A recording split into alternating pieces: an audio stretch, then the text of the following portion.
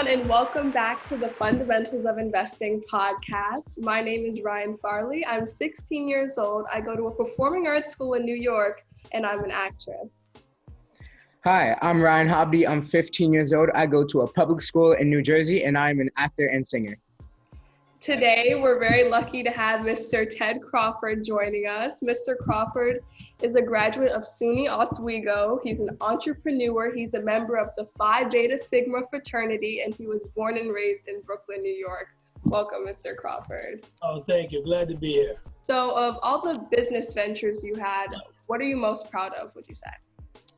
Of my most business ventures I have, what am I most proud of? I would have to say the most important was probably the first business venture was the party and promotions business.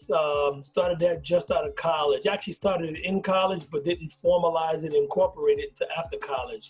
Again, there's a New York City, tri-state area, party and promotions and event planner. And it really broadened my horizon and made me really connect with folks outside my fraternity, outside my family. It really broadened my network and got me a pretty good name and a brand here in the New York City area. So it helped you build your reputation a lot? Absolutely, absolutely, yep. All right, so what made you set out to become an entrepreneur?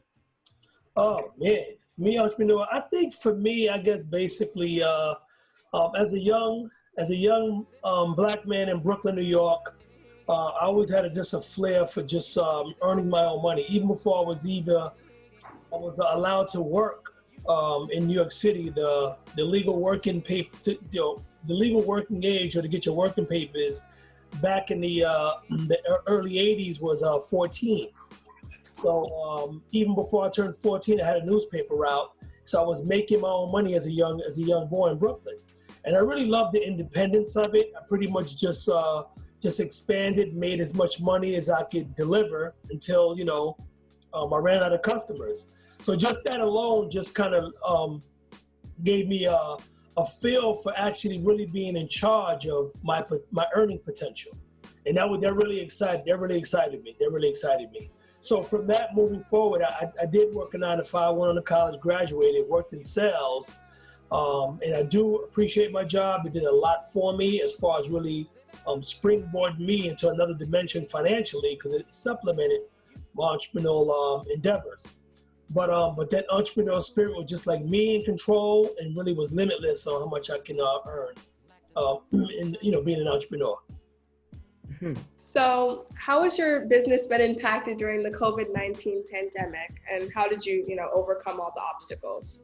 It was impacted quite a bit back in the event planning business. As you know, my money is predicated on people coming out to a venue, a location, and I bring people together. So with everything being shut down, venues being shut down, social distancing being the thing that was not even an option, something that we had to do, it pretty much closed my business entirely. So it really hurt me financially on that front. But although I know there was a lot of devastation, a lot of lives lost in COVID-19, but I think from my standpoint, and I'm sure some folks might agree, that COVID actually woke up a few things too. So it impacted me in a way that would allow me to look at other ways to raise money, which is a little less hustle and bustle and running around, and a little bit more technology focused, where I can be home on calls, helping people, coaching people. So it hurt me on one front, but then it opened up an opportunity on another side for me. So you're saying that while also hurting you, it also made you broaden your horizons more. Absolutely. It kind of, something that I wanted to do, which was do a little bit more, less running around and more reaching out to people using, digital marketing and, video conferencing. I didn't do much of that. I did it, but not as much as I should have. So it kind of forced me to do that, which also then springboarded my latest business venture, which is my coaching program. I'm a life coach and mentor. So I started that right in the middle of COVID in April. Yeah, and people would really need a life coach during this pandemic. Yeah. Absolutely. So that was more about what people needed, and I was capable of it. And then again, I was forced into that because it slowed down one thing gave me time to do something else. So you created something that even after the pandemic is over, you'll still be able to, utilize that. That's right. The clients are increasing. I just gained 2 more clients within the past 2 weeks. I got 2 more. Past 3 weeks, I got 2 more clients, and they're excited. And I just feel so great to be able to do such a thing to help folks out. That's great. That's really great. Yeah. So, what advice would you give to our age group to help overcome their fears of public speaking? Woo! Their fears of public speaking. Oh my goodness. Well, first off, I would like to just say something. And I would think that maybe some folks may know this, but they say there were 2 things that the average person is fearful of. There's 2 top things. One is public speaking, and the other one is guess. Death. Death. Guess what's number 1? Public speaking. Public speaking. People would prefer to die than speak in public. Speak. Isn't that crazy? So when I heard that, it really hit home with me, guys. And for me, honestly speaking, I'm pretty good one-on-one with somebody. Well, when I was younger, pretty good one-on-one with somebody. But when it came to big crowds of folks and grabbing the microphone and speaking in front of crowds of people, that was I probably would rather die than public speak.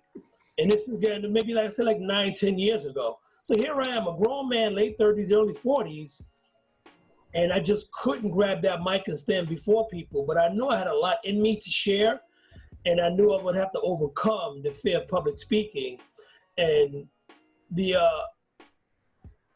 again, I kind of have these stories where things I'm actually kind of put in a situation where I have to overcome a fear or a situation. And I joined a network marketing business back late 2009. And when you're doing with a business where you present an opportunity to people, it never occurred to me that I'm going to have to stand in front of a group of people in a room and speak. I just knew the opportunity was great. So when I did it for the first time, I was embarrassed.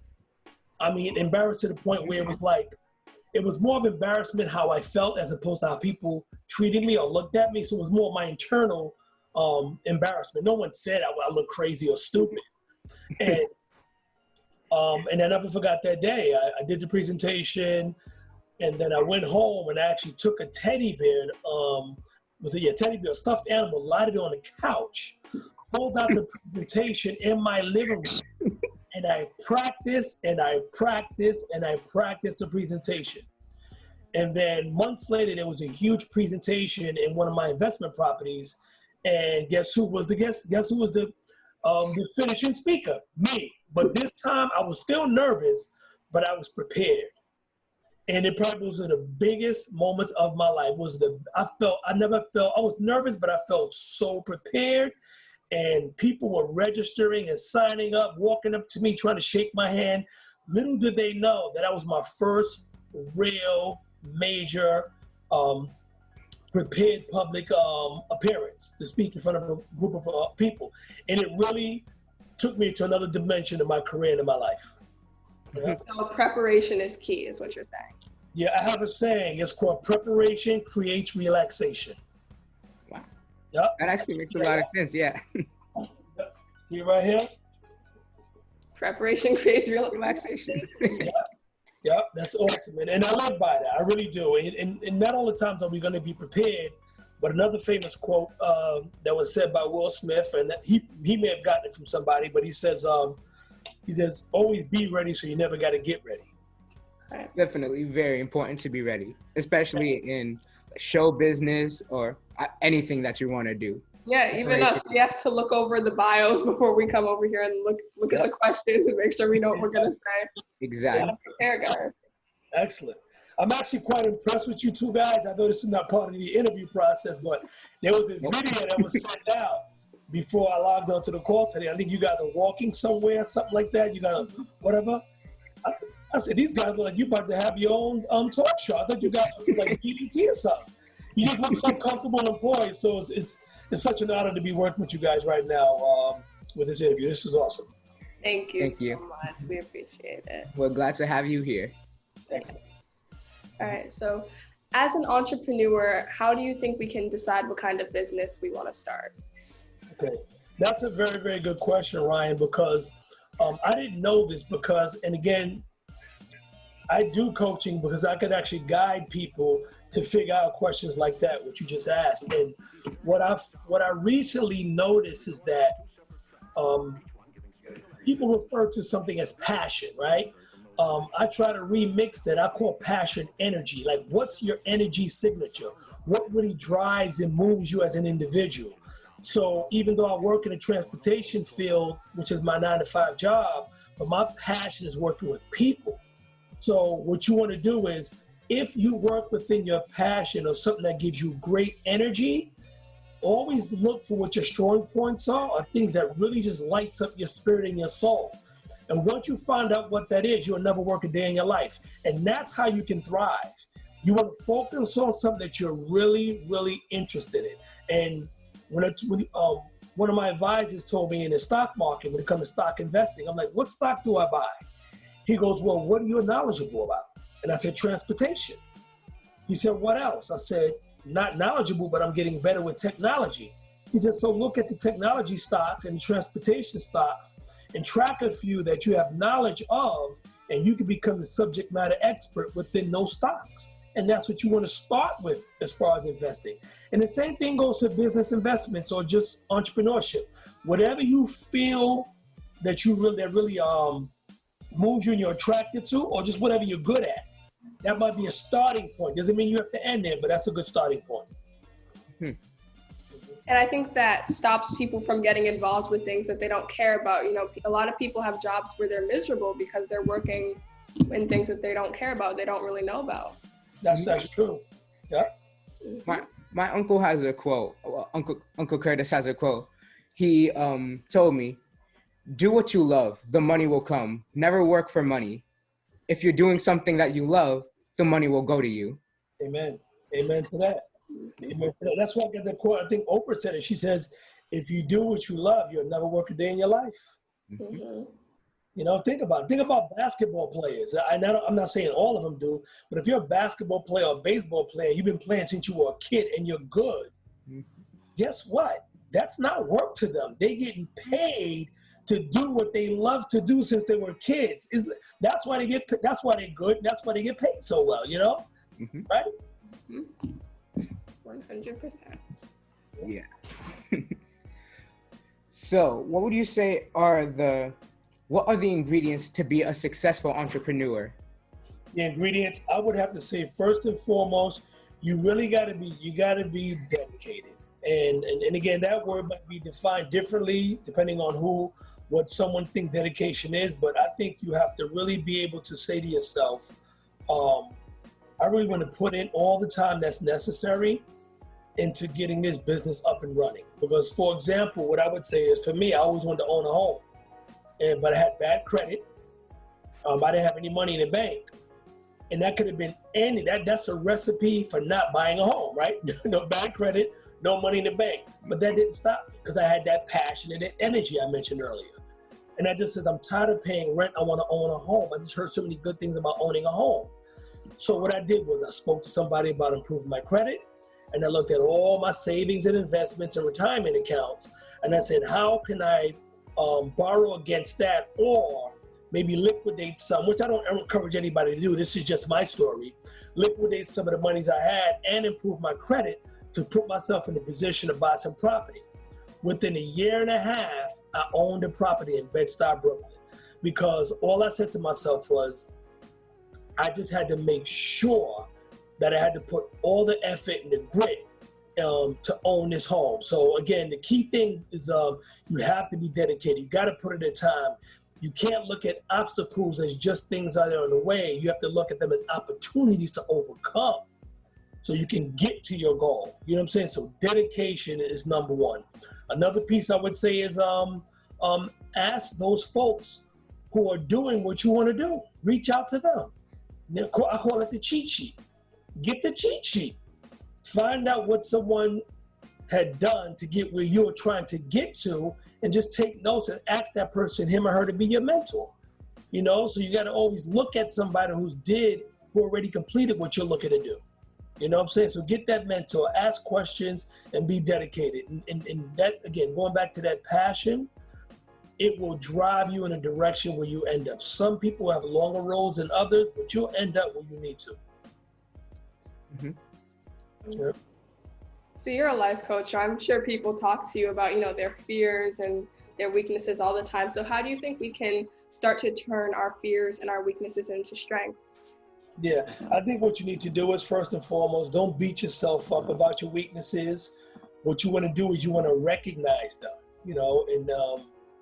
and the key thing about that is a lot of times we don't like for people to tell us about ourselves. We don't like people to highlight our weaknesses. We get very defensive. So what I tell some of my people that I coach and my mentees and my nieces and nephews, I say, get to know yourself.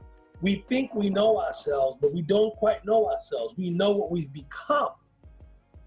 We know the habits that we have, but that's not who we are.